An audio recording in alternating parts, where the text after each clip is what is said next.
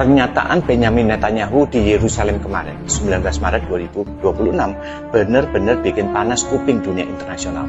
Di tengah maraknya perang Israel, Amerika Serikat, dan Iran, dia malah asyik kutip sejarawan Will Durant dan bilang kalau secara sejarah, Yesus Kristus itu nggak punya keunggulan dibanding Genghis Khan. Banyak dari kita langsung mencak-mencak karena merasa iman kita dihina. Tapi kalau kita mau berpikiran jernih, Netanyahu sebenarnya cuma lagi bicara belak-belakan soal realita, betapa jahatnya cara kerja dunia ini, terutama soal perang. Bagi para penguasa, dunia ini memang nggak pernah paham soal kasih. Di mata politik praktis, kebenaran itu cuma soal siapa yang punya pedang paling tajam atau peralatan tempur paling canggih. Genghis Khan punya jutaan tentara yang ditakuti, sementara Yesus cuma punya kayu salib dan ketaatan kepada Bapa.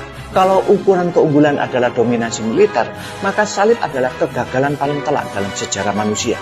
Nggak ada perlawanan, nggak ada strategi perang. Ini plot twist yang dunia nggak bakal pernah paham. Kerajaan Allah malah lahir dari momen yang kelihatannya kayak titik hancur. Yesus nggak datang buat jadi juara di sistem dunia yang kotor ini. Dia datang justru buat ngeruntuhin semua logika dunia lewat pengorbanannya. Dia nggak menaklukkan manusia dengan ancaman, tapi dengan kasih yang rela mati. Ini yang bikin dunia bingung setengah mati. Salib itu strategi yang sengaja disembunyikan dalam apa yang mereka sebut kebodohan. Tuhan nggak kurang kuasa buat ngancurin musuh-musuhnya, tapi dia punya tujuan yang lebih radikal, yaitu memulihkan manusia melalui pengorbanannya.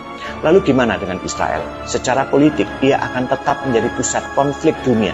Secara eskatologis, ada yang melihatnya sebagai bagian dari penggenapan, tapi ada juga yang melihatnya sebagai entitas biasa.